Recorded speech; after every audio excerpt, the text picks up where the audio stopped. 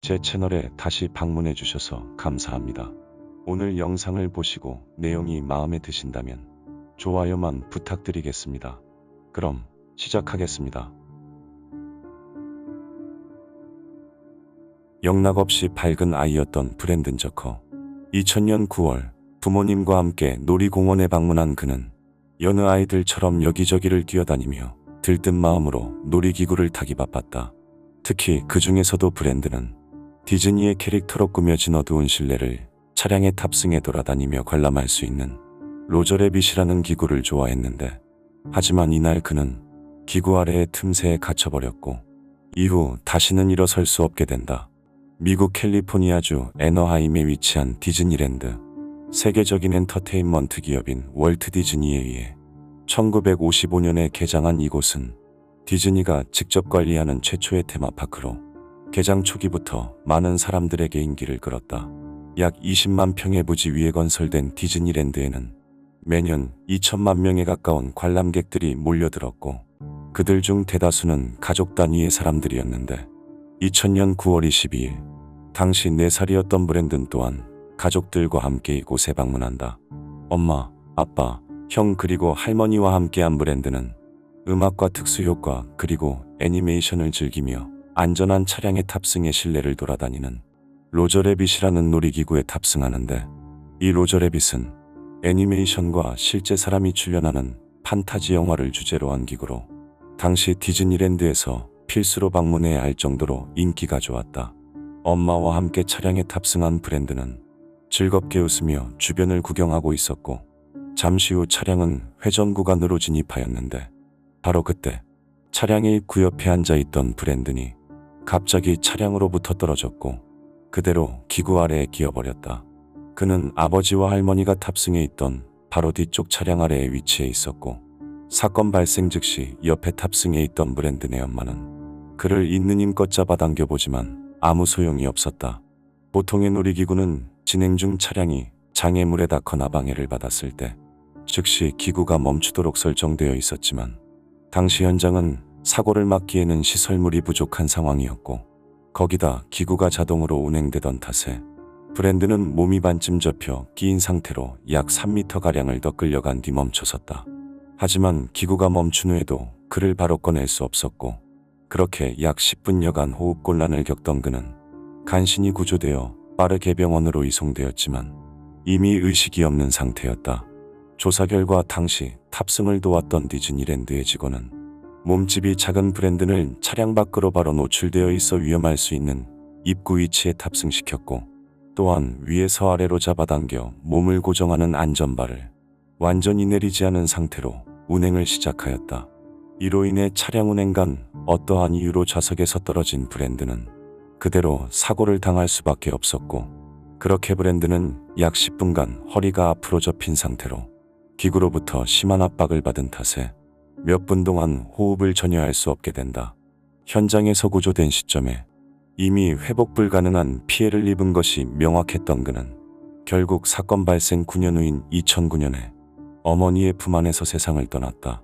이후 주정부는 디즈니랜드를 폐쇄하고 로저 래빗과 비슷한 형태의 차량 바닥에 비상 상황을 감지하는 가드를 추가로 설치하도록 명령하였고, 디즈니와 브랜든의 가족은 추정액 약 2에서 3천만 달러를 보상받는 조건으로 원만히 합의하였다.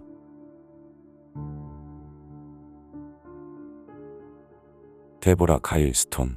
1956년 캘리포니아주 산타에나에서 태어난 그녀는 보기 드물게 운동을 좋아하던 활달한 성격으로 산타에나 고등학교를 졸업한 직후 아르바이트 자리를 구하고 있었다.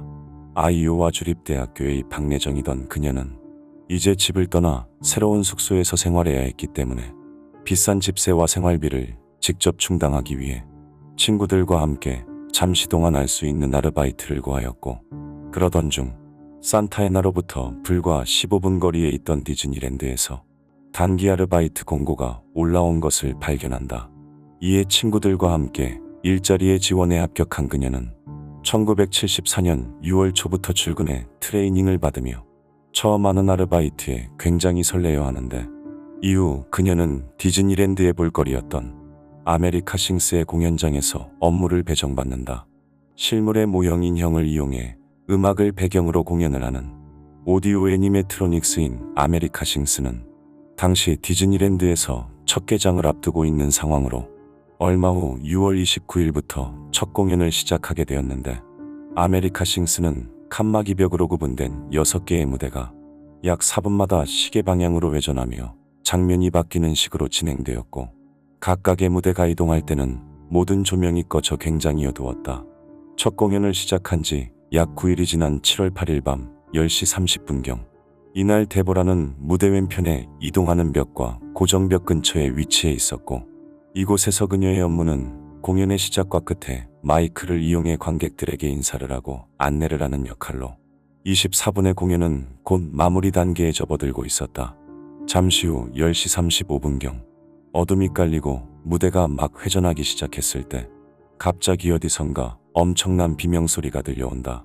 초기에 사람들은 이 또한 공연의 일부라고 생각하였지만, 잠시 후 분위기가 심상치 않자 공연 관계자들과 데보라의 동료들이 현장으로 달려왔는데, 이때 데보라는 이미 회전하는 벽과 고정된 벽 사이에 깔려 있었다.